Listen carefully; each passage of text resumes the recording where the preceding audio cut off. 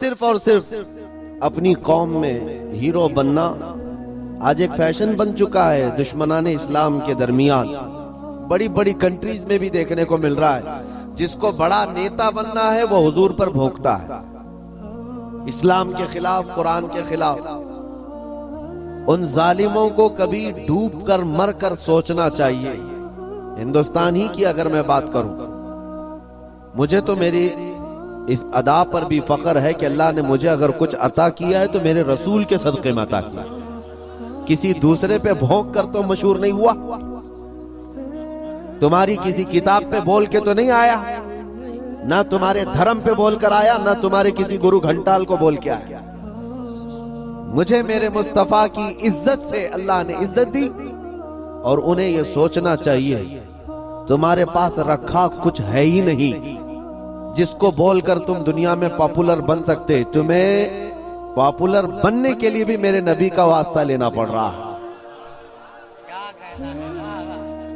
बदनामी से भी नाम चाहते हो दुनिया में, अगर कुछ नाम करना है बदनामी के जरिए से, तब भी मेरे नबी के नाम पर भोंकते हो। आज ऐरा गैरा नत्तू खेरा जैसा भी हो, इस्लाम के बारे में कुछ कह दे तो उसको चंद लोग हीरो बनाते हैं, और उस पागल को ये नहीं मालूम कि ये 4 ही दिन का हीरो होता है। जो ये खिलाफ भोंकता है हुजूर की शान में या इस्लाम के खिलाफ, उसे ये एहसास नहीं होता कि वो, उसकी मिसाल ऐसी है जैसे बैलगाड़ी के नीचे जो कुत्ता चल रहा होता है। उसे कुत्ते को ऐसा लगता है कि पूरी बैलगाड़ी मैं चला रहा हूं। थोड़ी देर के बाद बैलगाड़ी निकल जाती है, तब उसे पता चलता है कि कोई बैल चला रहे थे। तो ये इन लोगों की मिसाल ऐसी कि उन्हें ऐसा लगता है कि अब सारी दुनिया मेरी है। हमने अपनी आंखों से देखा, और आपको भी मैं बताता हूं, रिसेंटली हमारे इसी देश में उन कुत्तों का हशर अभी क्या चल रहा है वो भी आपको पता है। जिन्होंने इस्लाम, कुरान और मेरे आका की जात को निशाना बनाया, खूब भोंकते रहे, आज वो किसी पेपर के कोने में भी नजर नहीं आते।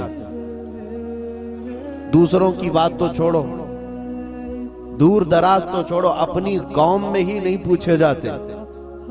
वो राफजी कुत्ता जो अपना दीन बदल कर निकला था, इस्लाम भी बदल लिया, नाम भी बदल लिया, धोती पहन करके निकल कर चंद महीने उनका फुजला खाता रहा, उसके बाद वहां से भी किक मार करके निकाल दिया गया।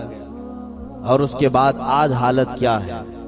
इसीलिए मेरे अजीजों, याद रखो, दुनिया की चंद चकाचौंध को हासिल करने के लिए इन्होंने मेरे नबी को निशाना बनाया।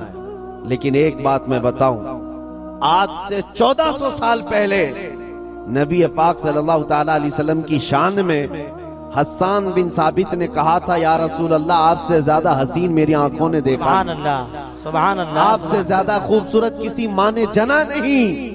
उन्होंने हुजूर की तारीफ की थी, अल्लाह ताला ने उनका नाम आज तक जिंदा रखा, सुभान अल्लाह। हुजूर की शान में तारीफ करने वाले, बाकी जो भौंकने वाले थे उनके तो नाम भी याद नहीं लोगों को।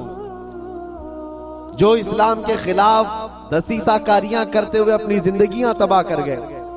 मैं आपसे पूछता हूं, जिसने बगदाद में मुसलमानों की खोपड़ी से मीनार बना दिया था, वो चंगेज और हलाकू, इनकी कब्रें कहां हैं? जरा ढूंढ के दिखाओ।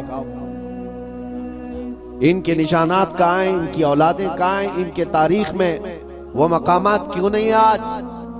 लेकिन आज हिंदुस्तान ही नहीं, दुनियाए इस्लाम के जिस खित्ते में भी जाओ, हुजूर पाक सल्लल्लाहु ताला अलैहि वसल्लम के इश्क में बोलने वाला इमाम अहमद रजा हर जगह बोला जाता है। वाह वाह वाह वाह वाह वाह। इमाम अहमद रजा का चर्चा हर जगह होता है। क्यों होता है?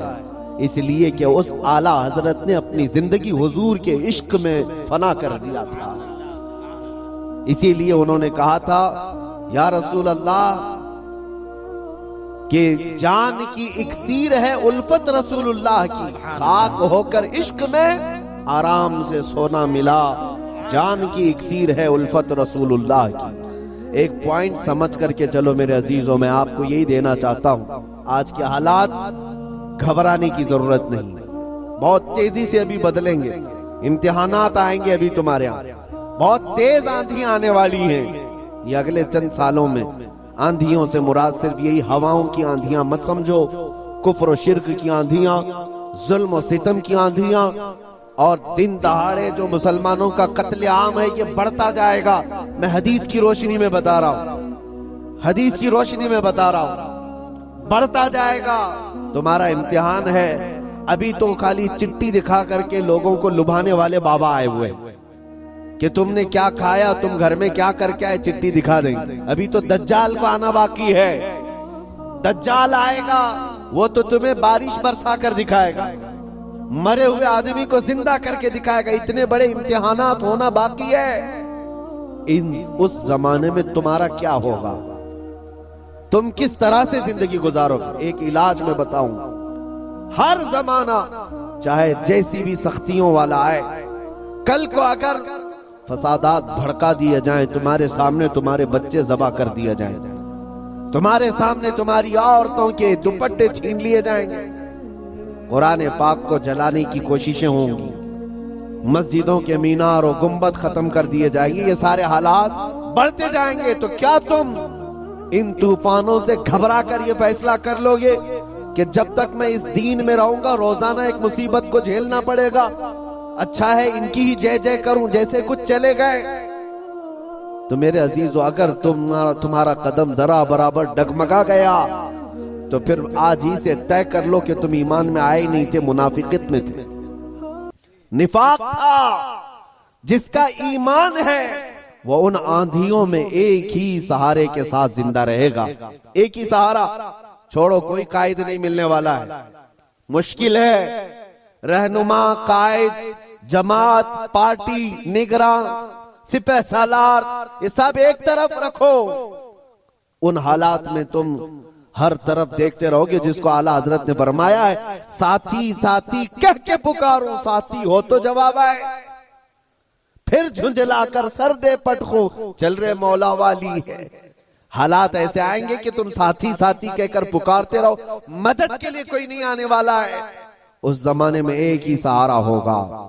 फरमाया बुजुर्गों ने कि जिसके सीने में मेरे मुस्तफा की मोहब्बत होगी, उन आंधियों से वो टकरा करके भी साबित कदम रहेगा, वो साबित कदम रहेगा। हर आने वाली आंधी का रुख मोड़ देगा। कत्ल बहुत सारे हो जाएंगे, इम्तिहानात बहुत सारे हो जाएंगे, बहुत सारे हो जाएंगे, इम्तिहानात बहुत सारे हो जाएंगे, लेकिन नबी पाक सल्लल्लाहु तआला अलैहि वसल्लम का सच्चा शहदाई और सच्चा वफादार उन आंधियों को फेस करेगा, मुकाबला करेगा, और अल्लाह की मदद आएगी। अल्लाह की मदद आएगी। अल्लाह की जो सबसे बड़ी मदद आनी है, इंतजार है सबको। हालात बदलने चाहिए। सुनो, एक बशारत में देता हूं। ये शेर यूं ही मैं नहीं सुनाता। कुछ देर की खामोशी है फिर शोर आएगा, कुछ देर की खामोशी है फिर शोर आएगा। आज कुत्तों का वक्त है, कल हमारा दौर आए। ये यूं ही नहीं कहता, यूं ही नहीं कहता।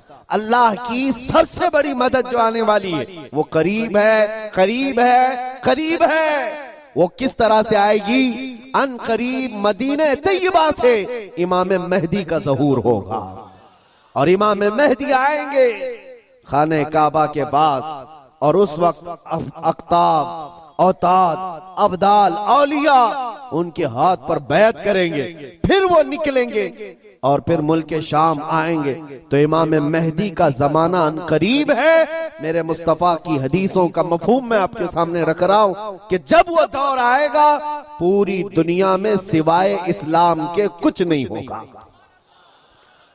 आपने अभी शायर से सुना, इस्लाम था, इस्लाम है।